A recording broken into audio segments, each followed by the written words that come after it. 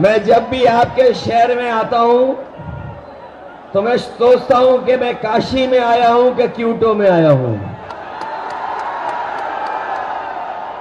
अभी तक जब भी हमारे पत्रकार साथी मुझसे सवाल पूछते थे तो मैं एक बात कहता था उनसे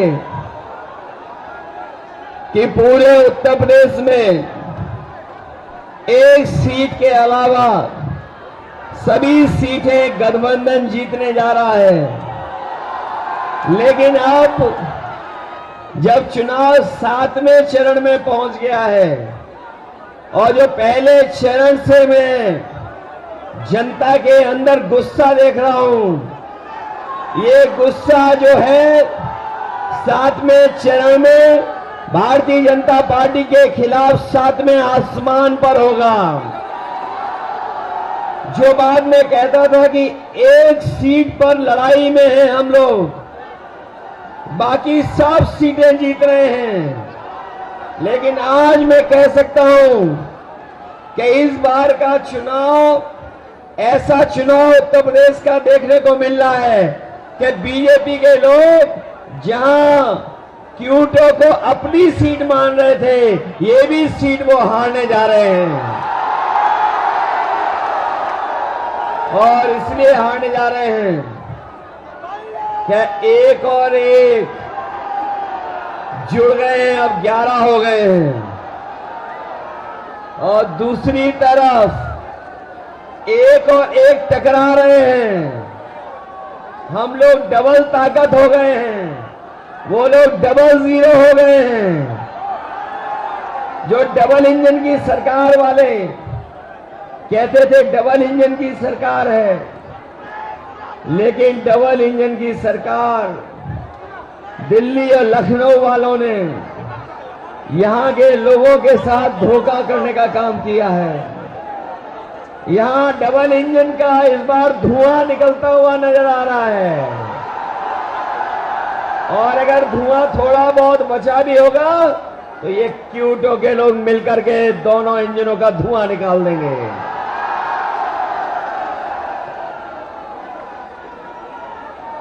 वैसे तो हम लोग आपके लिए लगातार संघर्ष कर रहे हैं और संघर्ष का रास्ता अपना करके आगे बढ़ रहे हैं, लेकिन जो घबराए हुए लोग हैं वो हम लोगों को शहजादा बोल रहे हैं। जो शहजादा बोल रहे हैं वो सुन ले कि ये इस बार दोनों शहजादे न केवल शह देने जा रहे हैं, बल्कि इस बार मात भी देने का काम करेंगे। जिन्होंने मां गंगा की कसम खा करके, जिन लोगों ने मां गंगा की कसम खा करके ये कहा था कि मां गंगा साफ हो जाएगी, हमारे क्यूटो के लोग जानते होंगे मां गंगा तो साफ नहीं हुई, लेकिन जितना भी बजट उसके लिए आया वो सब साफ हो गया है। मां गंगा वैसे ही बह रही है, और जिस गांव को गोद लिया था, जिस गांव को गोद लिया था, उस गांव का तो कोई नाम ही नहीं ले रहा है, उस गांव को कोई पहचानता भी नहीं है। बताओ बीजेपी की सरकार ने धोखा दिया कि नहीं दिया? और जो लोग निवेश के नाम पर बड़े बड़े आयोजन कर रहे थे, बड़े बड़े पंडाल लगवा रहे थे, सजावट कर रहे थे और कहा कि लाखों करोड़ का निवेश आएगा, लेकिन निवेश जमीन पर नहीं पहुंचा। न निवेश आया और न कारखाने लगे, न उद्योग लगे। और जो बड़े बड़े डिफेंस कॉरिडोर की बात की थी कि मिसाइल बनेंगी, टैंक बनेंगे और न जाने कौन कौन सी मिसाइलें बन जाएंगी, लेकिन आज जब 10 साल बाद पीछे मुड़ करके देखते हैं तो इन्होंने वो दिवाली का रॉकेट भी नहीं बना पाए। जो लोग डिफेंस कॉरिडोर, डिफेंस के नाम पर इन्वेस्टमेंट लाना चाहते थे, वो दिवाली का रॉकेट तो दूर, बनारस वाले जानते होंगे वो सुतली का बम भी नहीं बना पाए।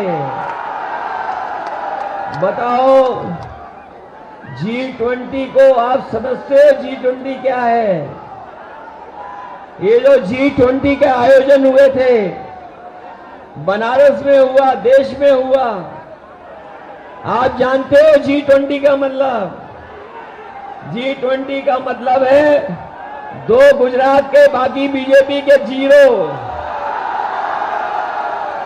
बताओ, यही तो है उनका G20। जो लोग कहते थे 400 पार, जो नारा लगा रहे थे 400 पार, अब उन्हें डर सता रहा है 400 हार का।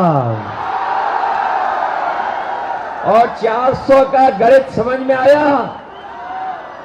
उन्होंने कहा 400 पार, और 400 पार का मतलब हुआ 543 में 400 पार कितनी सीटें हुई?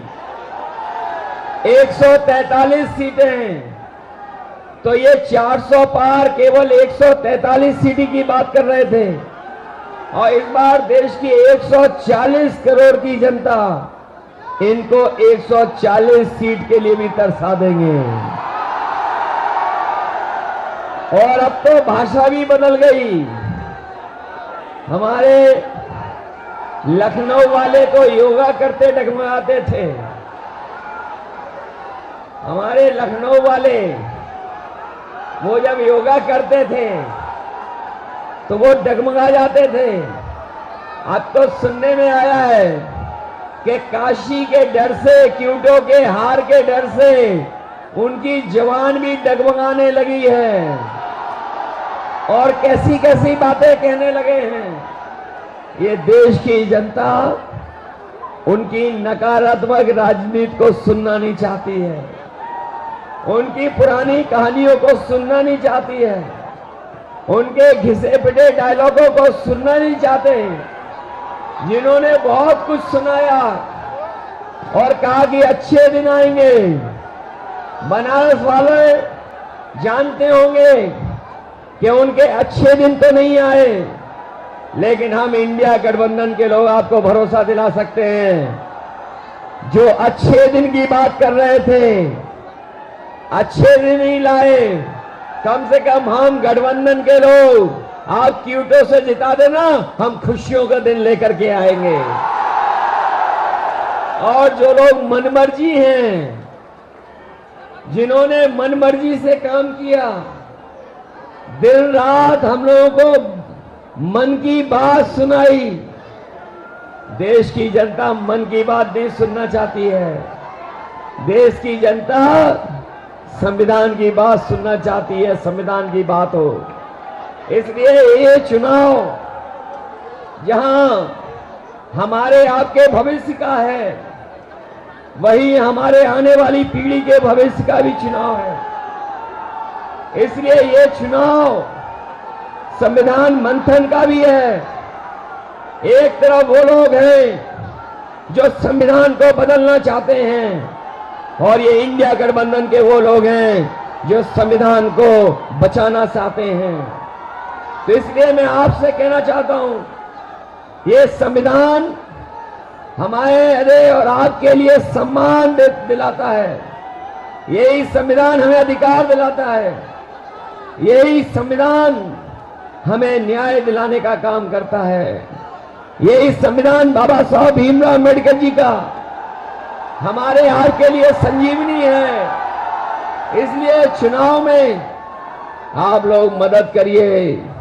मैं तो यहां सुन करके आया हूं कि यहां पर किसानों के साथ बहुत भेदभाव हुआ है।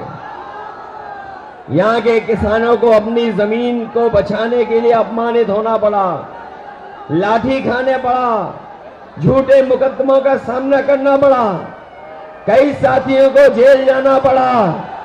हम अपने किसान भाइयों को कह के जा रहे हैं, समाजवादी पार्टी और इंडिया गठबंधन की सरकार बनने जा रही है। 4 जून के बाद इनके मित्र मंडल तो बदलेंगे, मंत्रिमंडल भी बदलेगा, मीडिया मंडल भी बदलेगा और अपने किसानों को मुआवजा दिलाने का काम भी करेंगे। या तो किसानों की जमीन नहीं जाएगी और अगर जमीन को लेना भी पड़ेगा तो सर्कल की रेट बढ़ा करके मार्केट की कीमत दिलाने का काम करेंगे।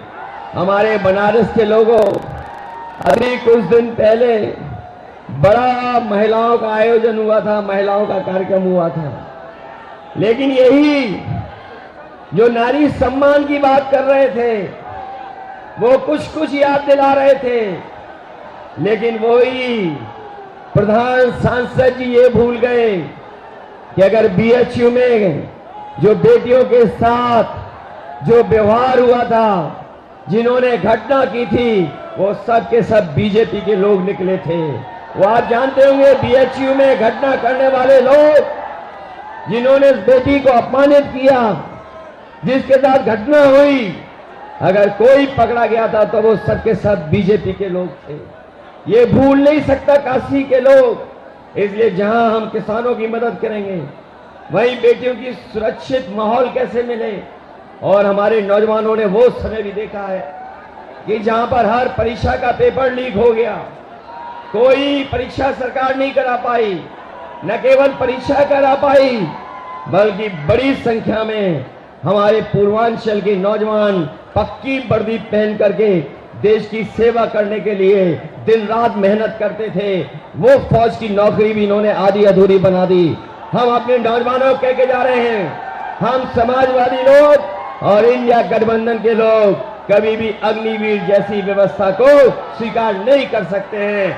जब भी सरकार में आएंगे, वही पक्की नौकरी, वही पक्की वर्दी अपने नौजवानों को पहनने का मौका देंगे। न केवल वर्दी अग्निवीर खत्म होगी, बल्कि नौकरियों को बढ़ा करके ज्यादा से ज्यादा फौज में अपने नौजवानों को नौकरी देने का मौका देंगे। इसलिए मदद करिए आप लोग, मदद करोगे सब लोग। ऐसा तो नहीं है कि ये जो देश और पूरे देश के भाजपा के नेता आ गए हैं, वो अगर मैनेजमेंट करेंगे तो मैनेजमेंट के चक्कर में तो नहीं फंस जाओगे। ये तो पता होगा आपको कि पूरे के पूरे देश के लोग आ गए हैं, देश के लोग आ गए हैं, वो मैनेजमेंट करने पे लगे हुए हैं। और ये भी सुनने में आया है कि ये बूथ तक नहीं पहुंचने दे रहे हैं वोट डालने के लिए। बताओ हमारे नौजवान साथियों, ऐसा तो नहीं है कि बूथ पर नहीं पहुंचोगे आप लोग? घबरा तो नहीं जाओगे आप लोग? चुनाव चिन्ह तो पता है ना आपको? हमारे अपने सभी समाजवादियों से और कांग्रेस के साथियों से अपील है कि ये गठबंधन के प्रत्याशी अजय राय जी हैं और उनका चुनाव चिन्ह क्या है? कांग्रेस का चुनाव चिन्ह है, पंजा की नहीं है। इसलिए मदद करिए इनकी, मदद करोगे सब लोग। ये जो मैनेजमेंट वाला है उससे भी दूर रहोगे कि नहीं रहोगे? अरे जो बदनामी मिली है क्यूटो को, क्यूटो बन गई आपकी कि नहीं बन गई? अगर बिजली किसी ने दी थी तो समाजवादियों ने दी थी। आज बिजली का बिल ज्यादा देना पड़ रहा है। इस शहर को मेट्रो दी थी, वो भी इन्होंने खारिज कर दी, नहीं बना रहे हैं। जो वर्णों को सफाई करने का काम शुरू हुआ था वो उदाहरण बनता, लेकिन उसको भी रोक दिया। आपको याद होगा समाजवादियों ने लैपटॉप दिया था इतना बड़ा आपको, जहां होगा वो आज भी चल रहा होगा। उसी की नकल करके इन्होंने भी कुछ दिया है। हम लोगों ने इतना बड़ा लैपटॉप दिया, इन्होंने इतना दे दिया और इतना रद्दी दिया है कि उंगली घिसते रहो, चलता ही नहीं है। बताओ रद्दी है कि नहीं है? इन्होंने एम्बुलेंस खराब कर दी कि नहीं कर दी? 100 नंबर पुलिस बेईमान बना दी कि नहीं बना दी? वो याद है आपको कि नहीं याद है? 100 नंबर जब से 112 हुई है, हमारे खाकी वर्दी पहनने वालों को भी लगता है कि अगर 100 नंबर से 112 सरकार ने कर दिया तो हमें भी अपना रेट बढ़ा लेना चाहिए। बताओ, रेट बढ़ा दिया कि नहीं बढ़ा दिया? मुझे याद है यहां पर लाखों लाख बच्चों को समय पर गरम खाना मिल जाए, उसके लिए हम लोगों ने मॉडर्न किचन उत्तर प्रदेश में लगवाना शुरू किया था। इस सरकार ने बनारस में तो लगवा दी, वो वही थी जो समाजवादियों ने दी थी। दूसरी नहीं लगा पाए ये किचन जिसमें बच्चों को हॉट कुक्ड मील मिल रहा है। वो अगर किसी की देन थी तो वो समाजवादियों की देन थी। केवल यही नहीं, बल्कि आपने देखा होगा देश के प्रधान सांसद जी ने एक गुजरात के अमूल का उद्घाटन किया था। वो अमूल का प्लांट बीजेपी की देन नहीं थी। वो अगर कोई यूपी में उस समय लेकर के आया था तो कानपुर में, लखनऊ में और वाराणसी में उस समय लगाने का अमूल का 5 लाख लीटर प्रति दिन के दूध के प्रोक्योरमेंट का प्लांट अगर किसी ने लगाने का काम शुरू किया था तो वो समाजवादी लोग थे, भारतीय जनता पार्टी वाले नहीं थे। इसलिए काशी के विकास के लिए और जिन्होंने क्योटो का नाम लेकर के धोखा दिया आपको, हमारे जितने नौजवान हैं ये सब मोबाइल चलाना जानते हैं। मोबाइल चलाना जानते हो कि नहीं जानते हो? कभी क्योटो की तस्वीर देखी है कि क्योटो क्या है? मुझे याद है कभी मैं क्योटो गया था तो टोक्यो से बुलेट ट्रेन में गया था। बताओ, बुलेट ट्रेन आ गई क्या नहीं आ गई? आपकी क्योटो बन गई कि नहीं बन गई? इसलिए आपको जिन्होंने धोखा दिया हो, काशी को जिसने क्योटो बनाने का सपना दिखाया हो और मां गंगा की कसम खा करके मां गंगा को साफ करने का संकल्प लिया हो, बताओ सब धोखा मिला कि नहीं मिला? ऐसी झूठ बात बोलने वालों के लिए, ऐसे झूठे वादे करने वालों के खिलाफ आप लोग मतदान कर देना और अजय राय जी को ऐतिहासिक वोट दे करके उन्हें जिताने का काम करना। यही निवेदन मैं आप सबसे करने आया हूं। मुझे पूरा भरोसा है कि इस बार आप लोग क्योटो का इतिहास बनाओगे, लोग भी और क्योटो वाले भी जान जाएं कि जो क्योटो का सपना दिखाया जा रहा था उन्होंने किसको जिता करके भेजा है। बहुत बहुत धन्यवाद आपका।